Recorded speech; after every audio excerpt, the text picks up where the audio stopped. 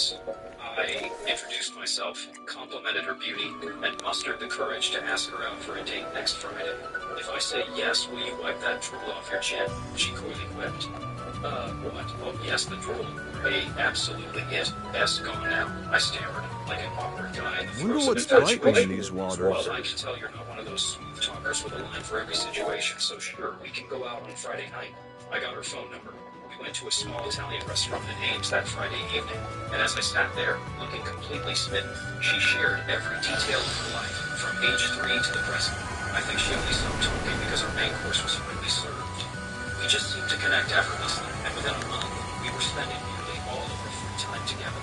Not only was she intelligent, she was her high school's valedictorian, but she also had a playful sense of humor and a quiet self-assuredness.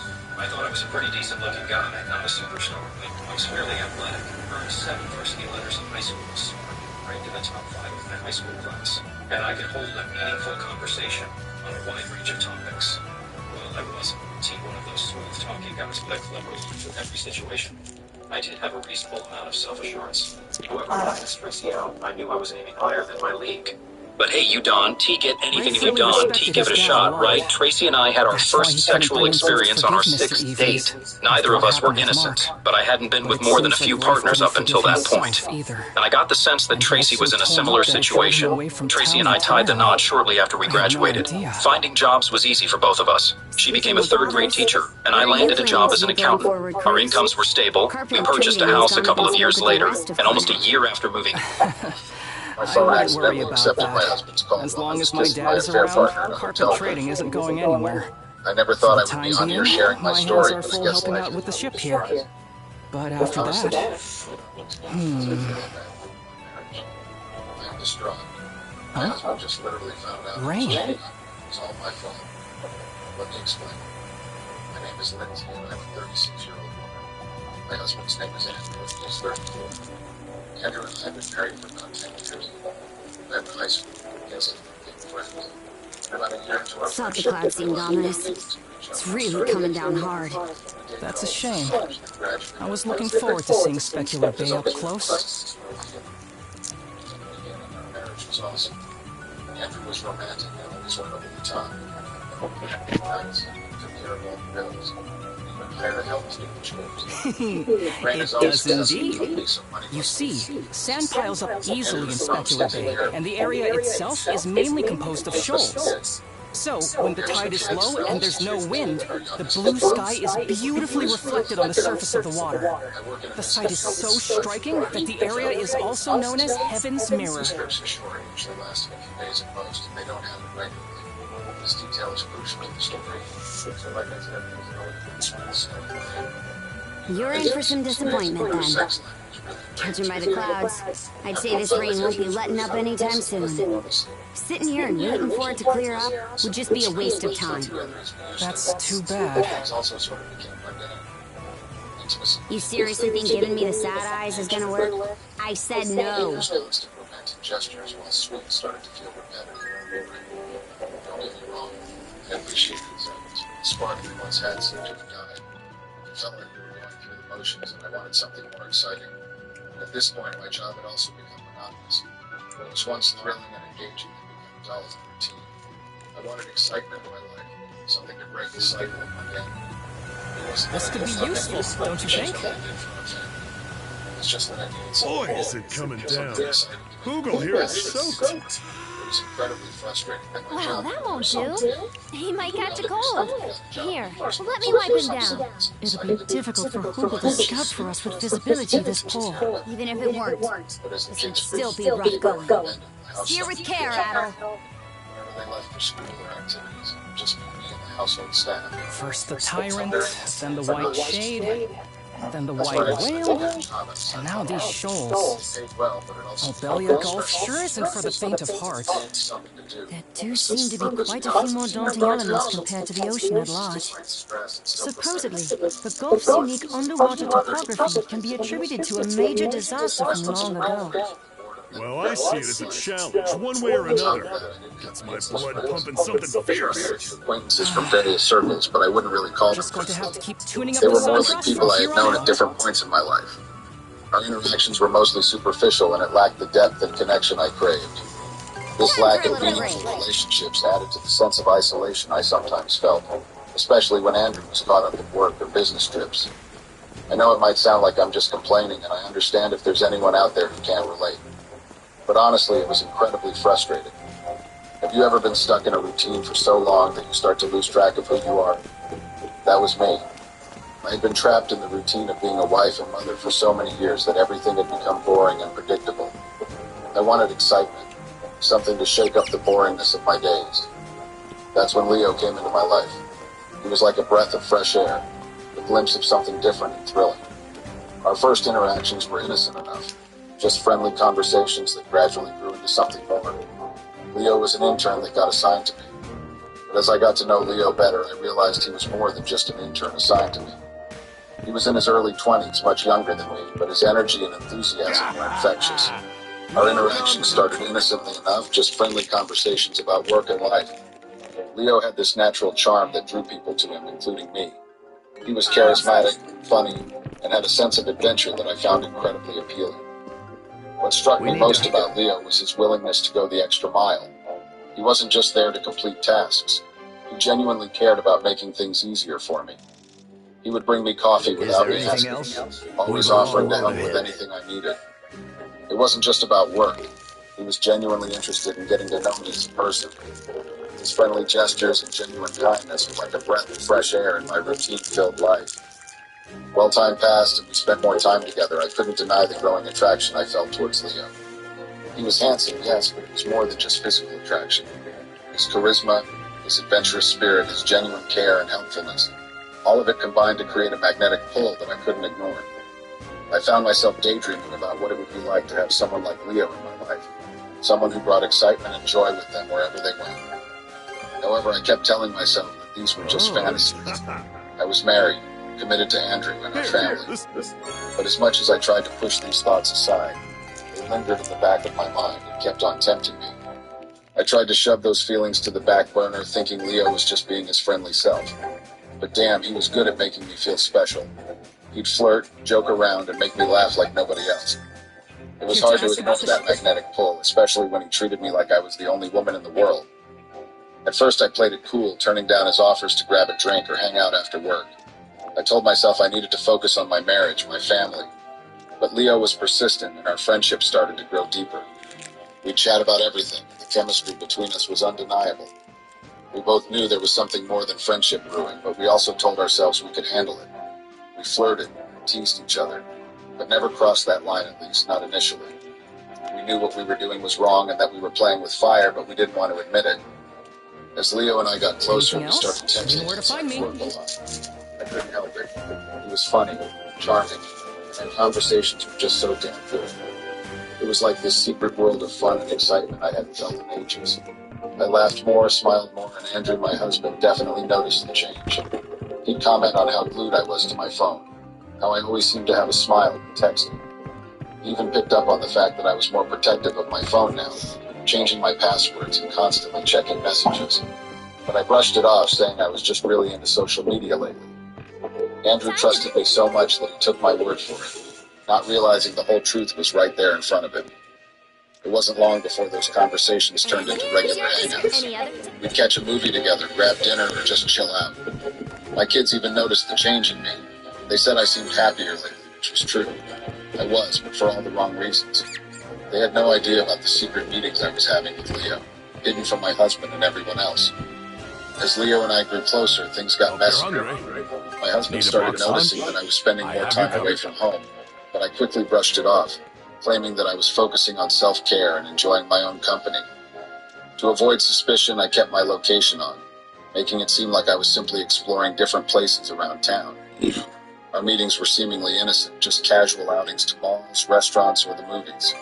However, we couldn't resist flirting with each other no matter where we were. In the theater, at dinner tables, the attraction was so hard to ignore. We would kiss in the movies because we knew it was dark and no one would recognize us. We would hold hands and touch each other. We both knew there was something more between us. The irony wasn't lost on us either. Our situation was a hot mess. I was married, and Leo had a fiancée who we lived with. We both knew there was something more than friendship between us, but we danced around it, pretending everything was fine. We both knew it was wrong, but the chemistry was too strong to ignore. It just wasn't convenient to act on our feelings. We wanted each other, but were unable to make it happen. I always had to keep my location on so my husband wouldn't suspect, so I couldn't just disappear to a hotel. And Leo couldn't bring me to his home with his fiancée there. Things continued like that for a while until our opportunity finally came during the upcoming work conference. Leo and I were so excited when we heard about it, we were itching with anticipation. Leo and I were like two kids waiting for Christmas morning. We saw it as our one shot, a chance to finally see where this crazy attraction would lead us. The company was footing the bill for everything. Hotel, flights, you name it. Leo and I were thrilled at the idea of spending time together away from our usual routine, even if it was just for a brief escape. We talked it over and decided to keep it simple. A one-time thing during the conference, then back to normal life. We told ourselves it was just a fling. We would do it once and then pretend it never happened. We wanted to be together, but it was too inconvenient. The work conference kicked off with me and Leo settling into our hotel room. The first night was a whirlwind of work-related tasks and networking. It left us with no chance for what we had planned. We were neck-deep in presentations, meetings, and discussions. We could hardly find a moment to breathe, let alone having sex. Despite how busy our first day was, we didn't feel too bad about it because we knew we still had the second day to do whatever we wanted. That was last night. Leo and I finally got down to it. The anticipation we had been building up for so long turned into pure excitement. We were like teenagers sneaking around, trying to steal a moment whenever we could. Rosa, The first day of the conference had been busy, but we weren't too bothered because, like I said before, we knew we had another night. When we got back to our hotel room after the day's work, we wasted no time. Clothes flew off and we were all over each other. It was a mix of relief, excitement, and a bit of nervousness. All the emotions you feel when you're about to do something you know you shouldn't but can't resist. Most of our stuff, including our phones, flew on the bed and we jumped and laid right on them. But we were too engrossed with kissing each other to notice. Going up against enemy Just ships as in a things were narrow heating up, stretch my like phone this, rang. asking for It was my trouble. husband calling, but I didn't know. Pull the Saunders I heard my port side phone and ring find but a place we decided can to lay ignore it. low. I was already caught up in the moment with Leo. I figured I could call whoever it was back later and make up some excuse. We were too wrapped up in each other to care about anything else at that moment. But then, as we were kissing and were all over each other, I must have accidentally accepted the call. That was a very fatal mistake. My husband's call kept going. He never hung up. I didn't even realize until after Leo and I were done. The sex was raw, intense, like a dam breaking. It felt like we were letting go of months of frustration in one passionate encounter. Despite the little bit of guilt that I felt for cheating, the pleasure kind of drowned it out. I had enjoyed the sex with Leo a lot. Afterward, as we lay there catching our breath, we chatted about life. We talked about everything and nothing. My frustrations with my marriage, Leo's concerns about his relationship with his fiancée, venting about our partners, sharing our thoughts on relationships. It was all just casual conversation, so I thought. I was just While my going to husband had say, been eavesdropping the whole the Island time. Islands are nearby. After things had calmed down for a bit, I decided to look for my phone and call back whosoever it a safe was. place to repair the ship. For all I knew, Fine, it could have been my let's do supervisor that. wanting to check in on us, maybe even my kids. But when I picked up my phone, I was shocked to see that there was an ongoing call with my husband, and it was more than an hour long. The shock of seeing that ongoing call with my husband left me stunned and totally messed up. I couldn't shake off the feeling that he might have heard everything I did with Leo. It was like a punch to the How gut, long are real those and two gonna painful. be like that? I desperately tried to We call don't him need to back, blame hoping against anyone hope for us that maybe he running hadn't around. caught anything, You had to that the hide call from was that just a Greek fluke or a ship tech and glitch. ended up turning away. But he wouldn't So pick all's up. well that ends well, It felt like a heavy weight bearing down on me, suffocating any hope of fixing things. I was now in tears, so I poured my heart out to Leo, who was worried, hoping he could offer some comfort or advice. He was just as shocked as I was, but there was this awkward tension in the air. I borrowed his phone, thinking maybe my husband would answer if it was an unknown number, but no luck, my husband didn't respond. That night dragged on and really sucked. The guilt and uncertainty ate away at me. Leo excused himself to go back to his hotel room to call his fiancée, so I was alone with my thoughts. There's I couldn't something I'd sleep. like to ask I was of haunted you by the both. fear of what might happen next, of facing the consequences of Specular my actions. grass. I was Yes, scared. it's a I didn't type want of to face any botanical herb consequences. said I to didn't be want to lose my endemic to this marriage for region's 20 minutes of fun. islands. It has a Nothing number of couldn't come fast medicinal enough, but when it did, it came from with this preventing awkwardness scurvy to between Leo and me. lowering fevers. I'm currently sitting I'm here at the sure it airport will be waiting for my useful to flight have back on home, and it assignment. feels like it's taking And forever. now seems I'm like the freaking out, perfect chance honestly. to gather some. I don't even know how to wrap my head Drugs around what against happened. scurvy. It wasn't That just by a itself mistake, is it worth was a it. massive screw-up. So, how about it? Can I I feel like have I've you messed gather everything some up for beyond me? repair. I keep going over that night in my head, wishing I could hit rewind and change things. The guilt is eating me alive. How do I face my husband after what I've done? How do I even begin to explain this mess? Fine. Does my husband So even where know? exactly is this grass What if he house? doesn't? Thank you. I know Leo and I I messed up big appreciate time. it. It was stupid, The reckless, and I grass regret it with every grows in fiber of my large being. quantities on But hills regret with doesn't ample fix sun anything, does it? exposure. It's like The I've opened a rain can of may worms stuff that I them can't out, close but again. those clouds I still need have advice a way. badly. Don't How do I push talk to my yourself too husband hard about out this? there. Can our marriage survive this? I'm scared, confused, and feeling like the biggest idiot on the planet right now. Update. Hey Reddit, it's me again, the one you guys dubbed as the cheater. I honestly regret ever posting here because the response has been brutal. The DMs and comments have been a constant stream of insults and judgments. It's really taken a toll on me emotionally to the point where I've shed a few tears over it. I've been hesitant to update because of all this negativity, but I feel like I owe it to clarify what's been happening. So here's the update on my chaotic life. It's been a whirlwind 2 days since I posted, and a lot has changed. I'll probably disappear from here after this post because I just want to cleanse my account of all the negativity. As for what happened after we flew back home, it's a nightmare. When I arrived, I immediately sensed something was off. No one was there to pick me up, but fine, I got an Uber. But to my shock, when I got home, my belongings were tossed outside. Should be a good spot Thankfully, to nothing rest. was stolen, probably because our neighborhood is pretty safe. My husband had thrown me out and was adamant about getting a divorce. I rang the doorbell and knocked, trying to reason with him, but it was futile. He had heard everything, recorded it, and labeled me a despicable person. He made it clear that our marriage was over and he wanted me to leave. I was devastated. I now realized the magnitude of my mistake. I tried to downplay what happened, even lying about not having sex, but he saw through it all. He refused to forgive me, and I had to leave. I asked to see the kids, but he told me they were staying with his parents, who were also informed about everything. It felt like a gut-wrenching betrayal, not being able to see my own children. I ended up in a hotel because I have no friends who would take me in, and even if they would, I doubt they'd want to. Leo shut me down too, understandably. My husband even threatened to report me at work due to our workplace's strict no-dating policy. I haven't heard anything from work yet, but I'm terrified of losing my job, especially now that I'm on my own financially. It's been a week in this hotel, and my savings are depleting rapidly. My husband withdrew all our joint funds as soon as I left. I haven't been able to talk to the kids, and I feel like they've been told everything and want nothing to do with me. I'm drowning in guilt and regret, wondering how I could have messed up so catastrophically. I feel like an idiot. Update. Hey Reddit, it's me again, the one you all know as the cheater. I know I mentioned that I might delete my account, but here I am, updating once more. Honestly, sharing here feels like a release, even with all the hate coming my way. Your comments don't sting as much anymore. I've grown numb to them. Some of you suggested staying with family instead of burning money in a hotel. Well, I do have family, but it's complicated. My parents favor my husband and kids, so staying with them isn't an option. They'd likely blame me, and I know I'm at fault, but I can't handle more guilt and shame. As for my siblings, we're not close. They've always envied my life, and now with this mess, they'd revel in my downfall. They're all pretty middle class. I was the only one that married someone wealthy. I'm even surprised that my husband hadn't told them what I had done yet, but maybe he did, and they don't want to even talk to me. The HR department wasted no time. They've called me in for a meeting. I know what's coming. Questions, scrutiny, and likely termination. It's a blow, but I'll bounce back. Money matters, but my pride and sanity matter more. I've been served divorce papers confirming what I already knew. My husband isn't taking me back. It's painful, losing everything built over years due to one mistake. My kids are angry, rightfully so, but at least we're talking again. They know the truth, but my husband didn't tarnish me completely in their eyes. I'm sorry if this sounds so crazily written, I just wanted to get it all out. Thanks for reading and for the few supportive comments amidst the chaos. Update. Hey Reddit, it's me again. I just had a mini update I wanted to share. As many of you predicted, things didn't go well at work. I was summoned to HR and they laid out how I violated a strict workplace rule by getting involved with Leo.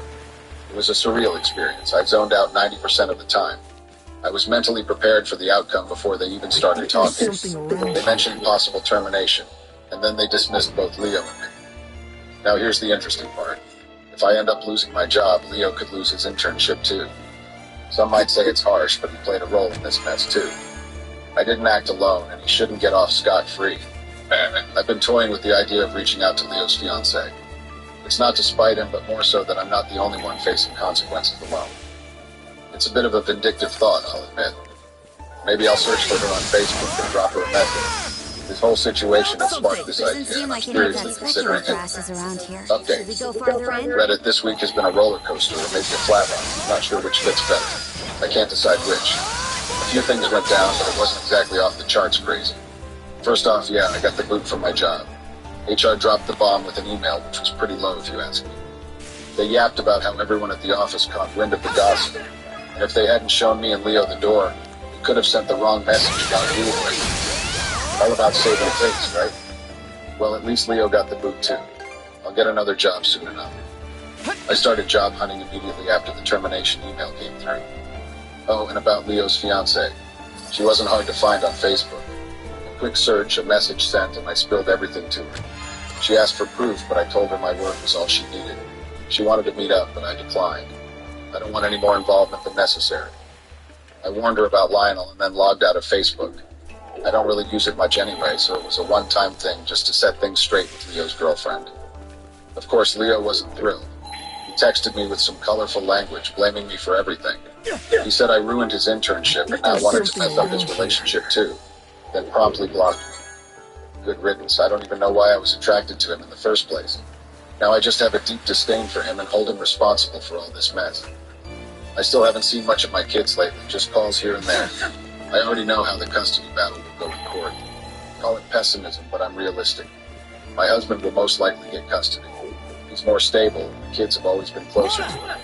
It's a bitter pill to swallow, but sometimes you've got to face the cold, hard truth. Update. Hey Reddit, it's been a hot minute, more like 3 months if we're counting. I honestly forgot about this subreddit, my bad.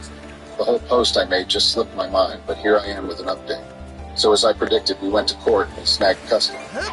Not exactly shocking, as I tend to keep it real, but man, it still stings. On the upside, I did get some alimony. It's not a windfall by any means, considering my discretion and all. The state didn't exactly go easy on me, but hey, it's something to keep the lights on for a few weeks. I managed to land a job recently. It's not exactly making it rain, but it's a paycheck, and it's temporary until I can get back on my feet. So yeah, that's the gist of it. I also got weekend visitation rights, but I'm not keen on straining my relationship with the kids any further. So I let them decide if they want to come over or not. Most times they do, which is great, but I'm cool with it when they want to Pulled in a big one. Oh, and I've moved out of that hotel life. Got myself a roommate and snagged an apartment. It's not the Ritz LOL, kind of small and shabby, but it's a stepping stone until I land a better job. This will probably be my last update. The comments weren't exactly warm and fuzzy, but I do appreciate the few who understood that we all make mistakes. Thanks for that bit of humanity in the midst of all the criticism. My cheating wife lived a double life with her affair partner, until I found out and exposed them both. Cheaters often leave their search history unattended. Monkey branching, or moving from one relationship to another, is considered cheating. This happened to me about months ago, just before our wedding. She got cold feet, and we almost called off the wedding. She expressed uncertainty about marriage without providing a clear reason. We talked a lot, and I gave her space. She stayed with her parents for a few days. Days after a week or two of hesitation, we had a conversation, and she confirmed that she wanted to be together. We got married in the summer of 2021. A few months later, she started a new job and became interested in a guy she found funny. She shared many stories about him, and I started feeling uneasy. I met this guy once after work, and he gave off a bad vibe.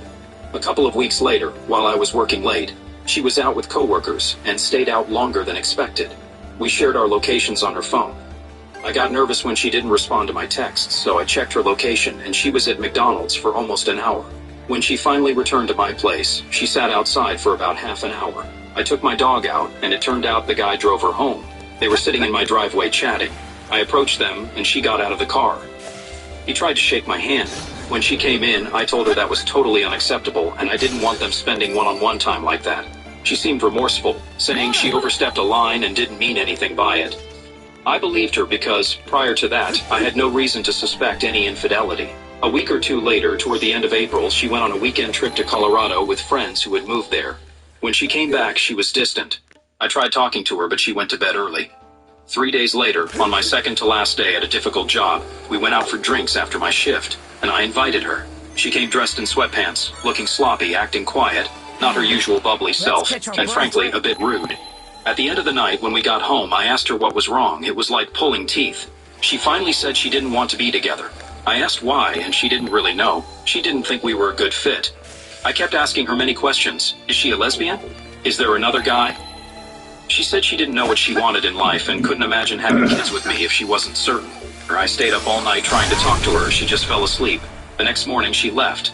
Her Google account was logged in on my computer, and I found searches like, ended my marriage for another man. She searched for their astrological sign compatibility and song lyrics about the guy on Google. In the past month, she came to get her stuff while I was at work, leaving only a Christmas mug that said joy. When we moved into our apartment, we found a sticky note on the wall that said, yikes. We kept it up because it was a dingy apartment and we thought it was funny. She thought it would be funny. Perhaps her affair partner found it amusing to leave the joy mug on my counter with the yikes sticker. I texted her to ask what that was about, and she simply said she thought it would be funny. The divorce was quick and easy as it was uncontested due to our lack of children. She wasn't interested in keeping our dog, leaving me the apartment and most of my belongings. In that aspect, she showed mercy. During this process, I asked if she believed I wouldn't find out about her cheating. She denied cheating, and in response, I thanked her for leaving. I didn't know what kind of person she was, and I wouldn't want to be married to someone who behaves like she does. Someone who disrespects marriages, frequents strip clubs, and abandons their spouse. This is my first time sharing my story here. Since August, we've had no contact, and honestly, I don't think she cares. I'm slowly reaching a point where I don't care. It took me a long time to move past the shock. My New Year's resolution is to leave her in the past, stop dwelling on her, and focus entirely on myself. Easier said than done. Since then, I've lost 20 lbs, hit the gym several times a week, and seen muscle gains. I joined a Bible study and attend church weekly. I traveled to Colorado with my brother and have now booked a trip to Europe. I had 6 weddings to attend this year, including my sister's. These were challenging given what happened, but I attended all of them. My new job has been great. I've had many dates, but I haven't found anyone I feel compatible with yet. I'm scared I won't find that person. Part of me is relieved she left. I'm not sure I would have had the strength to leave without knowing she was pursuing something else. If she was disrespectful enough to seek another relationship, she wasn't worth my time or effort. Update. Today is a significant day for all of us. Usually, I don't care much about New Year's, but after a tough year, we all deserve to feel excited about a new hope on the horizon. I hope that 2023 brings peace, healing, and happiness to everyone. My wish is that we all find strength within ourselves to move forward with curiosity and creativity, exploring new paths in our lives. On weak days, let's practice perseverance and self-forgiveness. On strong days, let's embrace elation and joy. May we have the courage to venture into uncharted territories and the peace to confront our demons. Let's find the power to overcome them and spread love in every place and every face. I hope for authenticity, not only in those around us, but genuine authenticity to rediscover and showcase who we truly are. May 2023 be filled with adventure and growth. Let's climb out of this dreaded abyss and discover not only our true selves, but who we were meant to be. Leave the traitors in 2022. Those who are cowardly, inauthentic, and selfish can stay behind. Find gratitude for everything we have, even the lessons learned from betrayal. Lastly, leave behind the shackles in 2022. Delete remaining pictures and texts. Abandon the need for revenge, checking on people. Externalize closure, anger, and sadness. Let's try to let go, surrender to the present, and embrace our destiny. Release the sinking ships to swim freely. Courageously look forward, spread our wings, and soar. This is my prayer for all of us in 2023.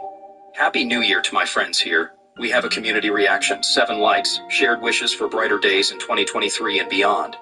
After enduring deep despair and betrayal, we deserve the best, seeking joy and light from God. Cheaters just don't fit with joy and light. They belong in the past. Second story, I've been married for 16 and 1/12 years to my 21-year-old wife, and we've had our share of ups and downs. When I first met her, she was the nicest and kindest woman I'd ever encountered. Strangely enough, I told her she would be my wife just 2 minutes after meeting her. Our 2 kids mean the world to me. However, after our second child, she became distant, depressed, and changed. I assumed it was depression, but she refused to explore it and suggested couples counseling. During the recession, when money was tight, I was working 4 jobs and a side business just to make it another month. Affording counseling was challenging, especially when she wouldn't communicate.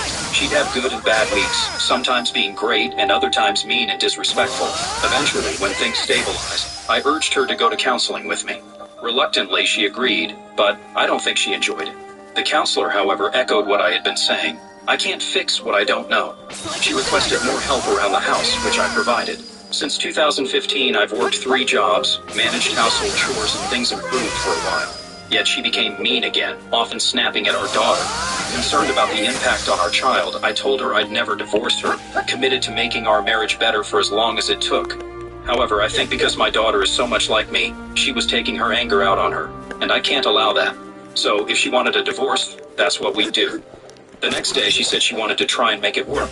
For a few years, things were good. She even went to a doctor and got prescribed antidepressants, but insisted on the lowest dose. Fast forward to 2020, and she went right back to being mean and disrespectful. Worse, there was total disdain in her voice whenever she spoke to me and a look of disgust whenever I showed up somewhere. It hurt. Closeness was never a problem with us, and we both seemed to enjoy each other, but when she'd get in those moods, she'd withhold. Still, I remained faithful, even though, as a bartender, I had many offers. At one point, my sister assumed I had been cheating, because she knew my wife wasn't close for so long. I told her I'd never do that, so now we're here. Last month, after a wedding, we were at a hotel, and I was hoping to fool around when she told me flat out, "I don't want you.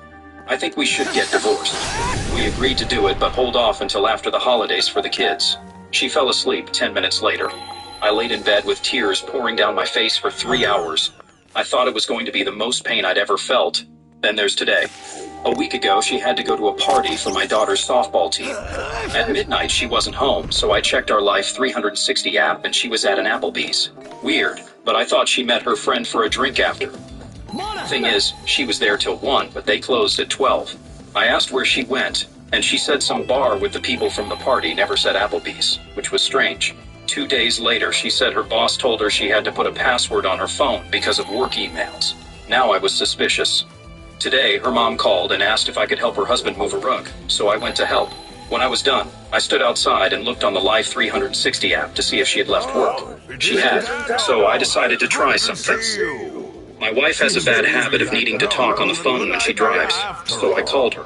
She was short and said she had to go because she was talking to her mom, who was standing right in front of me. Okay. I went. When she got there, I asked how her mom was and if she had told her I'd seen her today. She said she hadn't, and asked where I saw her. I said, at her house when I called you. Her face dropped. She attempted to give some weak excuses, but eventually confessed that she had been seeing someone for a few months. So we decided to get a divorce. I was completely shocked. 10 minutes later, she acted as if nothing had happened. I'm not sure whether it was to avoid tipping off the kids or simply because she didn't care that she hurt me. But I suspect the latter. I couldn't talk to anyone about it because we've kept our decision to divorce a secret so my kids didn't catch wind of anything.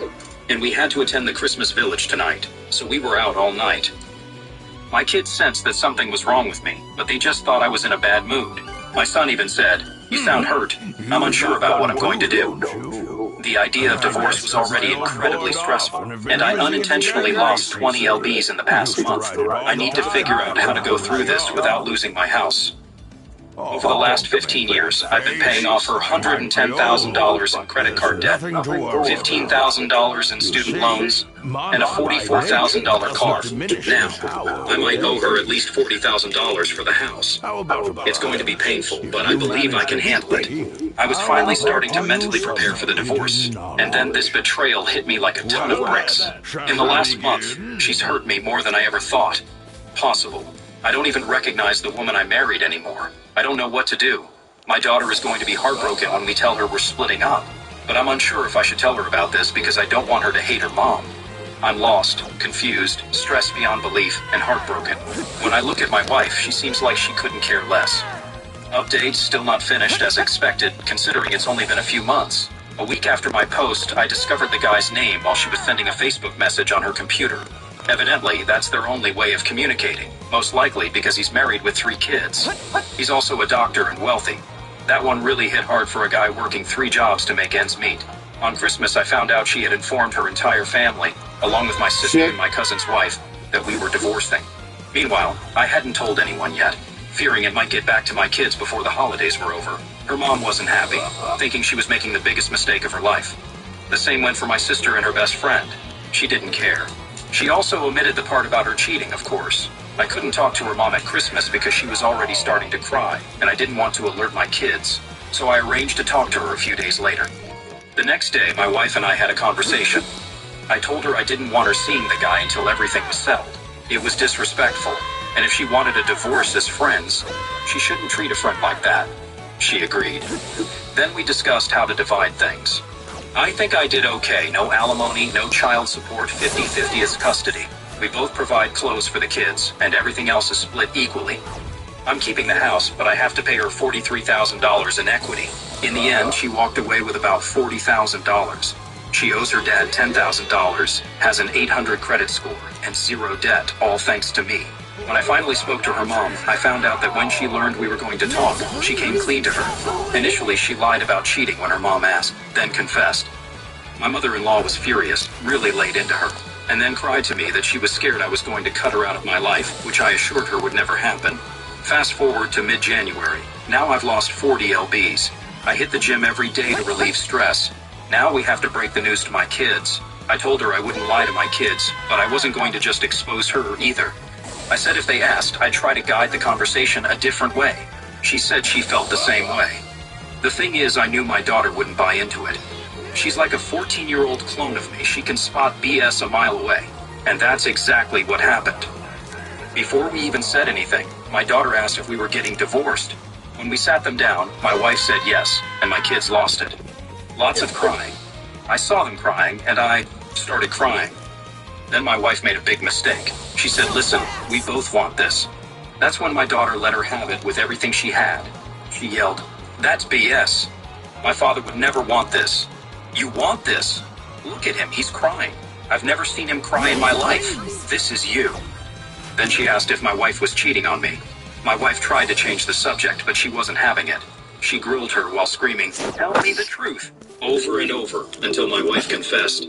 After that, it was like I could see her brain working. She started pointing out every red flag and made my wife confess to it. In 3 minutes, she got more out of her than I did in a month.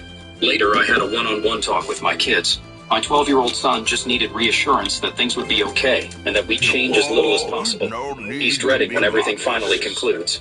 My daughter shared that she was crying for me, not herself, because of how hurt I had to be. That bind you in body and mind. In the end, I promised to my kids. She requested me to promise that if, after all of this is over, my wife loses her new house. So many seem to think. As for myself, I don't believe that is necessarily the case. Young though you may be, you've already grasped the true essence of freedom. And seeing him for short periods at places like Target, we had a major argument. And again, she agreed to stop seeing him, even though she still talks to him. Apparently, she has developed feelings for him now. As I said, my daughter can't be fooled, so she'll eventually realize her mom broke that promise. There's no need for me to tell her right now. Currently, I'm in the process of refinancing my house, and she's searching for a house of her own with her rich aunt co-signing for her. Hopefully, she'll find something soon. Also, one more thing, and I know this might be controversial.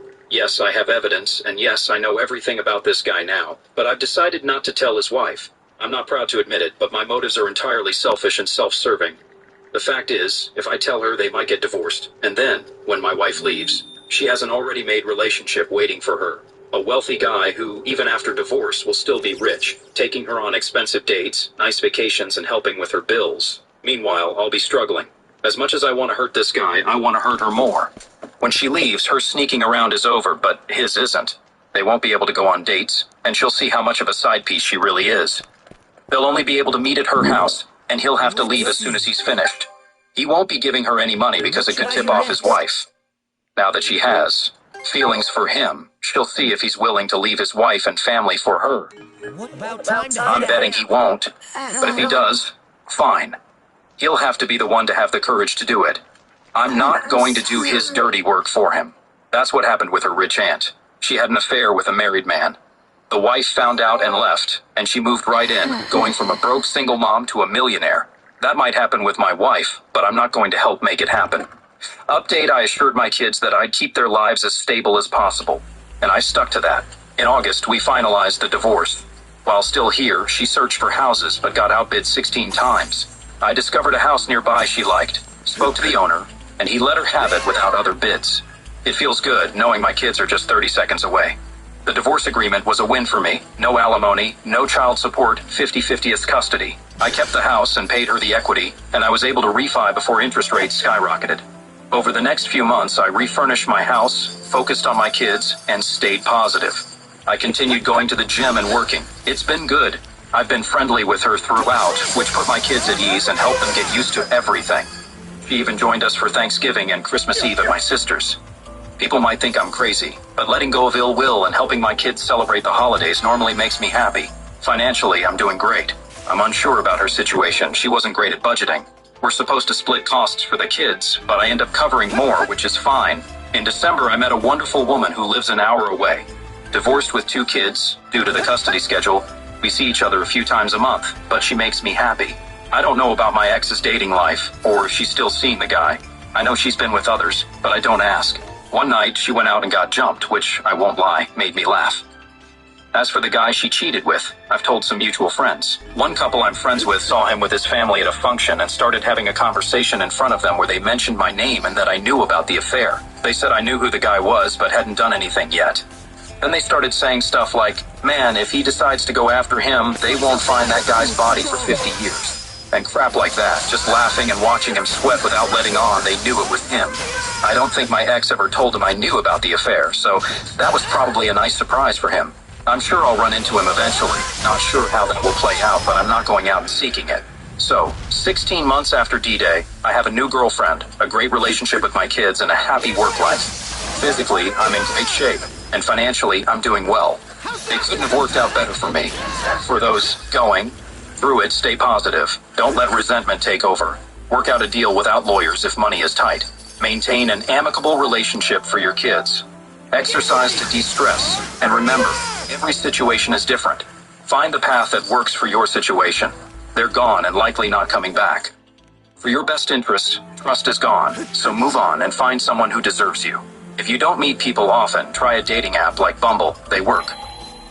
Third story. My 37-year-old wife and I, a 38-year-old man, have been married for 13 years, but she had an affair for the past 2 years. I discovered this last week, the night before my grandmother's funeral. I never imagined my wife could deceive me like this, and it's breaking my heart. The husband of my wife's affair partner contacted me on Facebook Messenger to disclose the affair. I was 2 hours away, in another state, for the funeral. So I held myself together until after the funeral, and then drove home to confront my wife. I sensed that things between us weren't good in early 2021. I noticed a change in my wife's behavior and attitude, which I initially attributed to untreated depression following our dog's passing away in July 2020. She became less loving, we fought more, and she stopped helping around the house. She occasionally used hurtful language during arguments, creating a negative atmosphere at home. I only found relief when she was away for work. Frustrated and unhappy, I began considering leaving her in November 2021, feeling taken advantage of for all the responsibilities I shouldered in our home.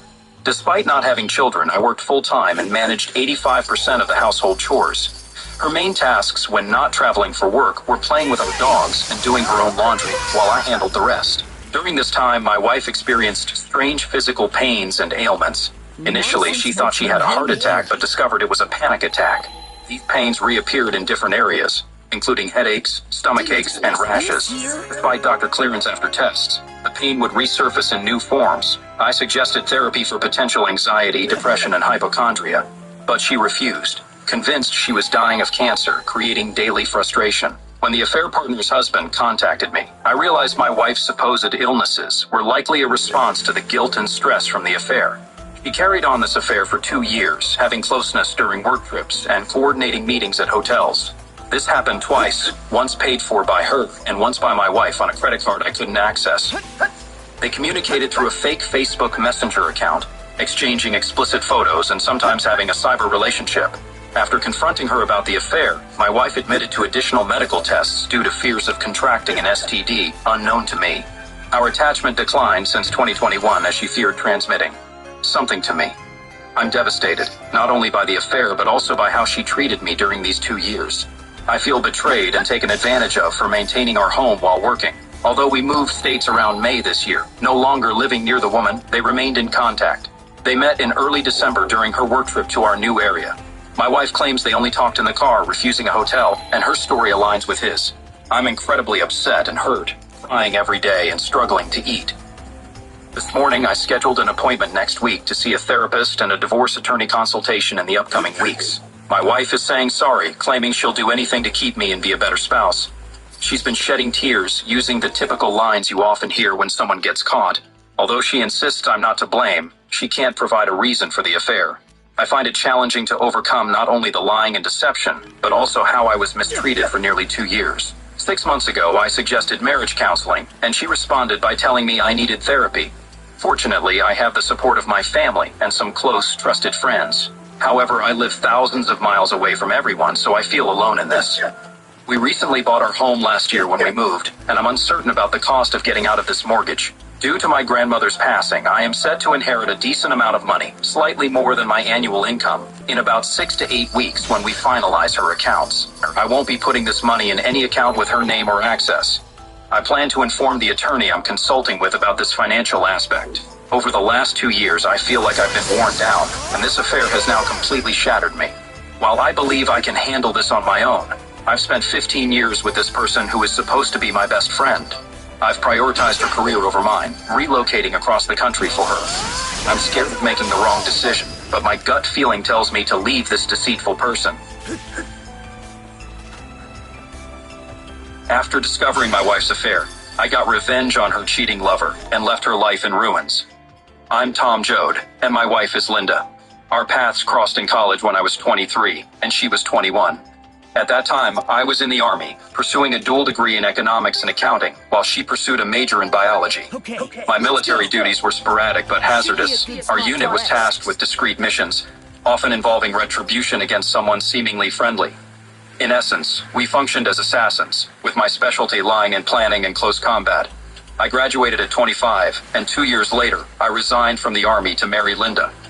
Within 4 years, 2 daughters arrived. I worked independently, handling accounting for local businesses and trading commodities from home, while Linda, busy with the kids, later secured a position at a local college-affiliated laboratory.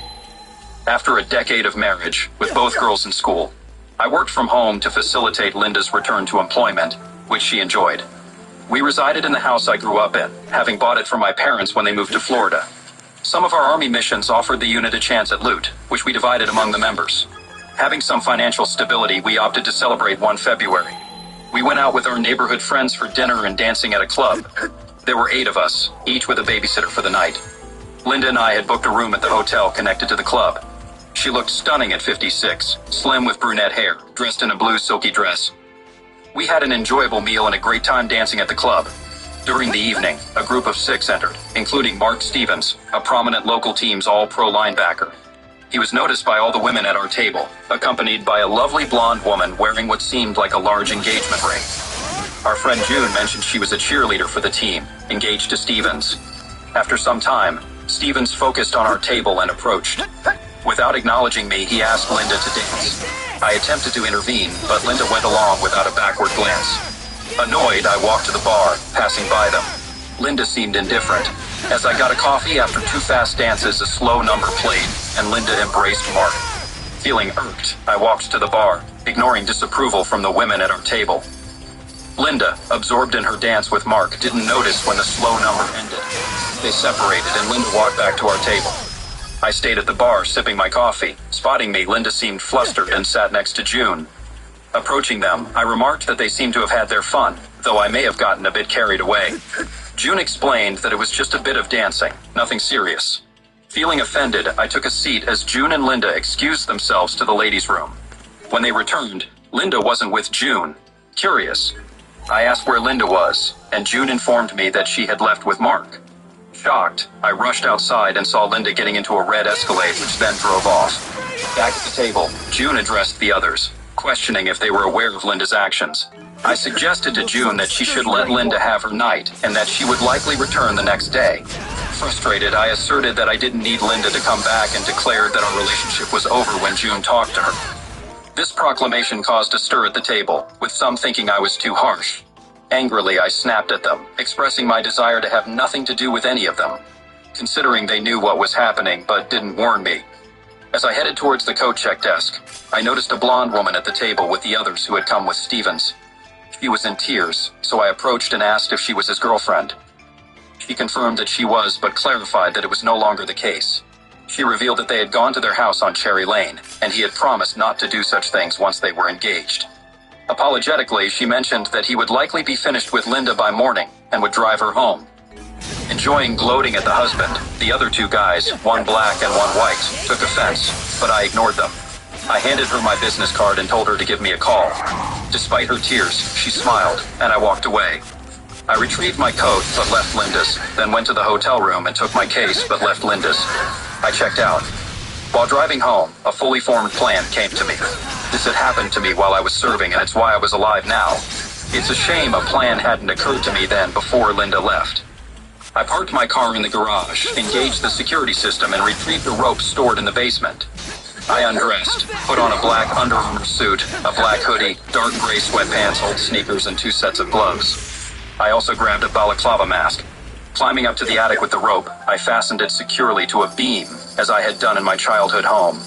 I climbed out of the narrow window, bounced down the side of the house, and ran through the wooded area on that side. I hopped the side fence and headed to the rear workshop.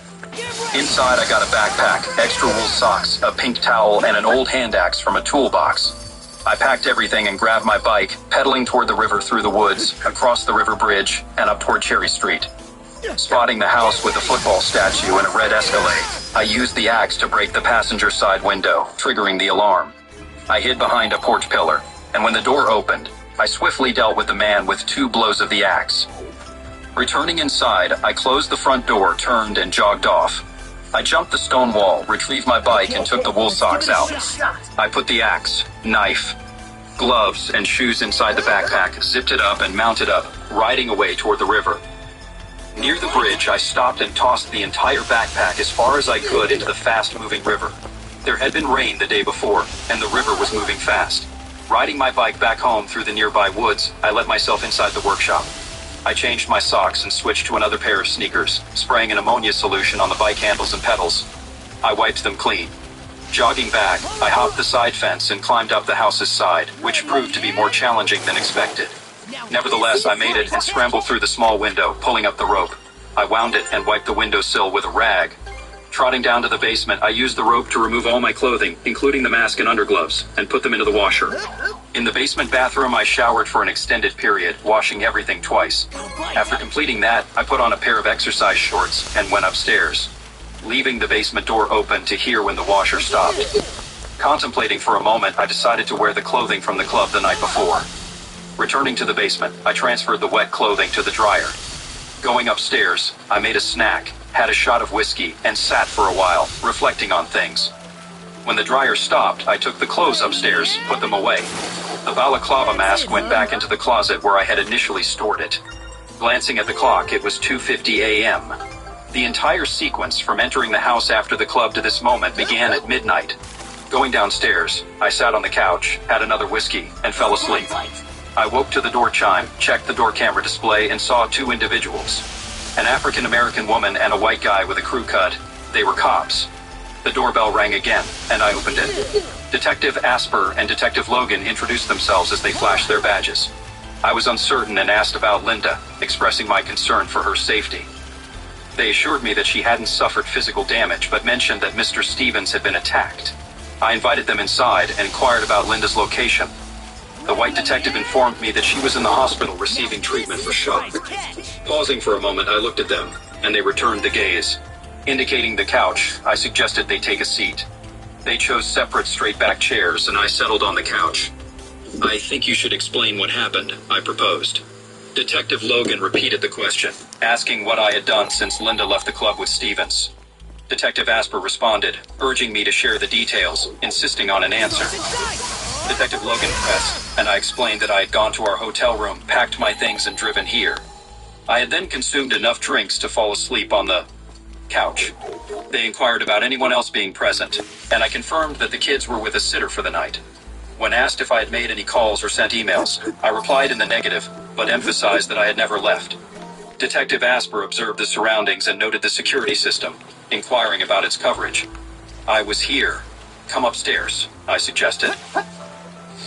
They followed me to the upstairs office, and I sat at the computer desk, demonstrating the system.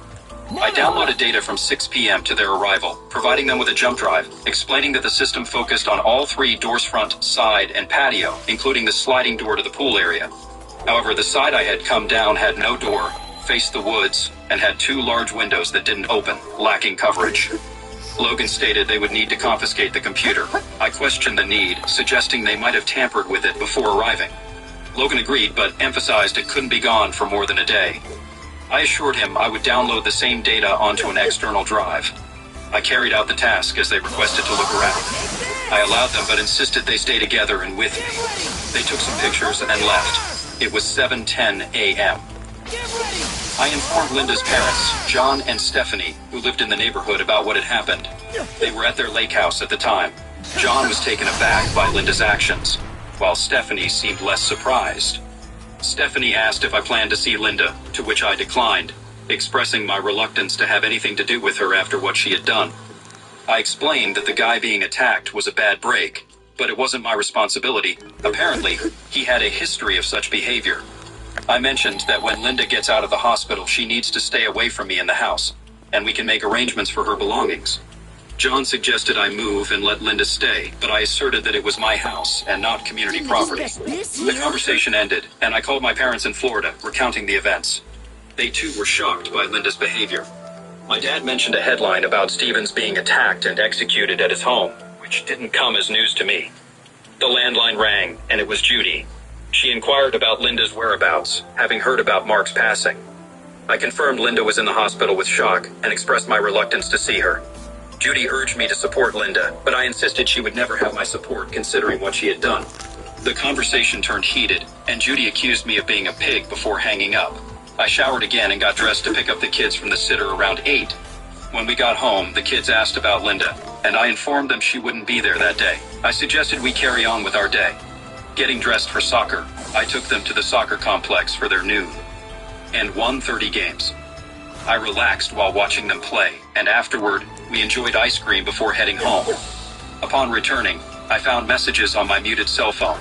One from Linda's parents stated she was at St. Jude's Hospital, non-communicative. Another from a doctor at the hospital requested a call.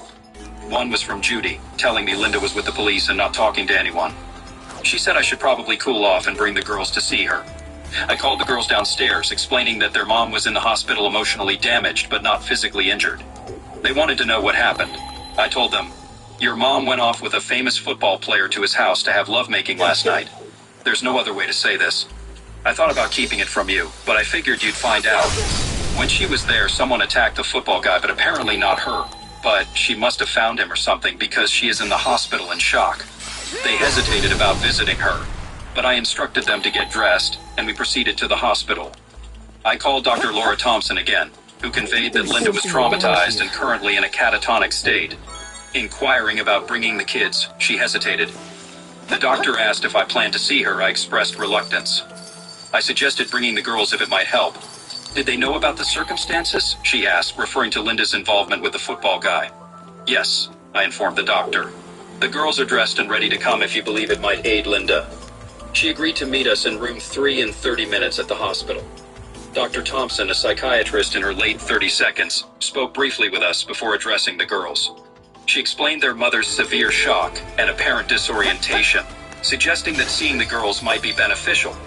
The girls expressed a desire to see her. I accompanied them to the door and looked in. Linda sat in bed, staring at a TV with cartoons. Tentatively, the girls approached. Laura, the oldest, touched her hand and called her mom. Shelley followed, but there was no reaction. Shelley started to cry. I comforted her, picked her up, glanced at Linda, nothing, and took Laura's hand to lead them out. I mentioned that we had tried. Laura asked if Linda would wake up. I assured her that she would eventually, and suggested they might visit her.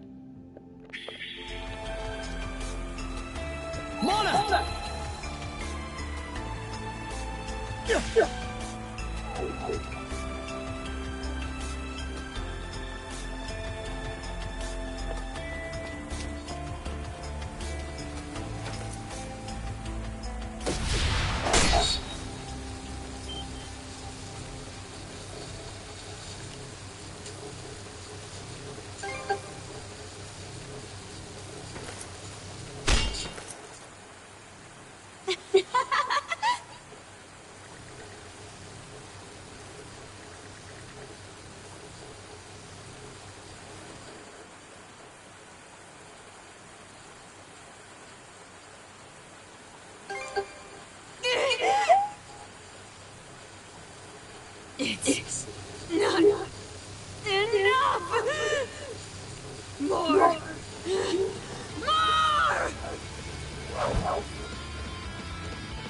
Get ready! I feel great! Fire in the hole!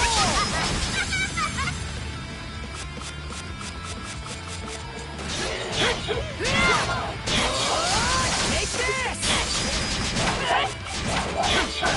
How's that? Got this! Bring it!